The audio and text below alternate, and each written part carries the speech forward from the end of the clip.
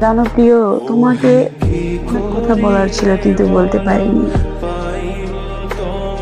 তুমি অনেকবার বলেছো অনেক কিছু, কিন্তু আমি তোমার কথায় কোনো প্রায়োরিটি দেইনি, মূল্য দেইনি।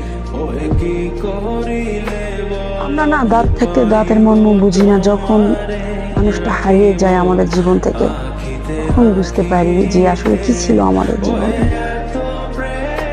আমিও বুঝতে পারিনি তুমি আমার জীবনে কি ছিলে। তুমি যখন হারিয়ে গেছো, তখন আমি বুঝতে পারছি তুমি আমার জীবনে কতটা জায়গা জুড়ে ছিলে। মানুষ মানুষকে মূল্যায়ন করে না, যেমনটা আমি নিজেও করিনি। তোমার অনেক কথা ছিল যে তুমি আমার মুখ থেকে শুনতে চাইছো, কিন্তু আমি বলি নাই। কেন বলি নাই জানো?